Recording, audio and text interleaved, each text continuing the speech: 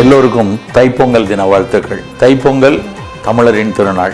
உலகத்தில் ஒவ்வொரு பகுதியில் இருக்கிறவங்களுக்கும் ஒரு திருநாட்கள் இருக்கும். நம்ம தமிழனுடைய திருநாள் தைப்பொங்கல். இந்த தமிழர் திருநாள் ஏன் சொல்றோம்? நம்மளுடைய தமிழர்களுடைய கலாச்சாரம் என்ன அப்படின்னா, எந்த ஒரு மகிழ்ச்சியையும் கொண்டாட்டமும் சரியான ஒரு காரணத்தோடு அமைந்திருக்கிறது இந்த கலாச்சாரத்தினுடைய ஒரு தனி குறியீடு அப்படின்னு சொல்லலாம். உதாரணமா இன்னைக்கு பாத்தீங்கன்னா, இன்னைக்கு ஃபாதர் டே, மதர் டே எல்லாம் கொண்டாட ஆரம்பிச்சிருக்காங்க துரித உலகத்துல. அதெல்லாம் நம்மளுடைய பண்பாட்டுக்கான ஒரு குறியீடு கிடையாது. அந்த மேற்கத்திய உலகத்துல ஒரு தாய் வேறு இடத்துல இருப்பாங்க, தந்தை வேறு இடத்துல இருப்பாங்க, குழந்தை வேற இடத்துல வளரும். அப்போ தன்னை பெற்றெடுத்த தாய்க்கு அவங்க மதர் டே கொண்டாடுறதும், தன்னை பெற்றெடுத்த தகப்பனுக்காக தான் இருக்கிற வீட்டிலிருந்து ஃபாதர் டே கொண்டாடுறதும் அது சரியாக இருக்கலாம். நம்முடைய பண்பாட்டில், நம்முடைய கலாச்சாரத்தில் அது நமக்கான திருநாள் கிடையாது. நம்முடைய திருநாட்கள்லாம் எடுத்து பார்த்தீங்கன்னு வச்சுங்களேன், தமிழர் திருநாள், தைப்பூசம், ஆடிப்பெருக்கு, மாரியம்மன் கோயில் திருவிழா, இது எல்லாத்துக்கும் பின்னாடி மதமோ இல்லை என்றால் ஒரு தனிப்பட்ட ஒரு சமூகமோ கொண்டாடக்கூடிய ஒரு விஷயம் கிடையாது. அது பெரும்பாலும் இயற்கையோடு இணைந்திருக்கக்கூடிய, இல்லை இயற்கை நமக்கு கொடுத்த கொடையினை கொண்டாடக்கூடியதாகவோ தான் இருக்கும். ஒரு ஆடிப்பெருக்கு அப்படின்னா பெரும்பாலும் வெள்ளப்பெருக்கு காலத்துல தண்ணீர் பெருக்கெடுத்து ஓடுவதை மகிழ்ந்து, அந்த நீருக்கு மகிழ்ந்து கொண்டாடிய ஒரு விழா அது. மாரியம்மன்னா, மாரின்னா மழைக்காக கொண்டாடிய விழா. அதுக்கு ஒரு குறியீடாக அவர்கள் ஒரு ஃபோக் ஆர்ட்ல மாரியம்மன், வெயிலம்மன் அதெல்லாம் அன்றைக்கு வைத்திருந்த நம்மளுடைய நாட்டார் வழக்கு முறைகள் அப்படின்னு சொல்லுவாங்க.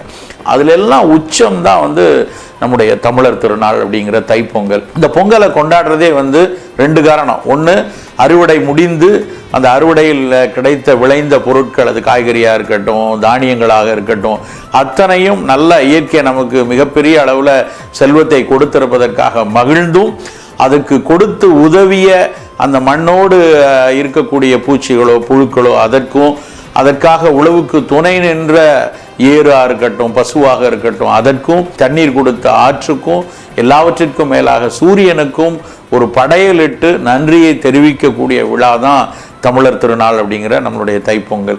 இந்த விழாவில் நாம் தெரிஞ்சுக்க வேண்டியது என்ன அப்படின்னா, புறநானூற்றில் ஒரு வரி உண்டு, உணவெனப்படுவது நிலத்தோடு நீரே அப்படின்னு.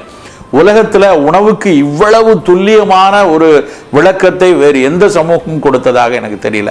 அந்த அடிப்படையில நம் சாப்பிடக்கூடிய உணவு இந்த நிலமும் நீரும் கொடுத்தது தான் அப்படிங்கிறத கொண்டாடிய சமூகம் நம் தமிழ் சமூகம். அந்த திருவிழா தான் தமிழர் திருநாள் அப்படிங்கிறது. இந்த திருநாள்ல நாம எல்லாரும் தெரிஞ்சுக்க வேண்டியது என்ன அப்படின்னா, நாம் சாப்பிடக்கூடிய ஒவ்வொரு வேளை உணவுக்கு பின்னாடியும் இந்த பிரபஞ்சத்தில் இருக்கக்கூடிய பல்வேறு உயிரின் உழைப்பு இருக்கிறது, 5 பூதங்களின் உழைப்பு இருக்கிறது. அந்த உழைப்பை நன்றி தெரிவிக்கிற மாதிரியும், நமக்கு உழைத்த அந்த பிரபஞ்சத்தையும் மற்ற உயிர்களையும் நேசிக்கக்கூடிய, சூழலுக்கு இசைவாக வாழக்கூடிய ஒரு தன்மையை இந்த தமிழர் திருநாளில் நம்மெல்லாம் எடுத்துக்கொள்ளணுங்கிறது தான் இந்த விழாவிற்கான நம் செய்தி.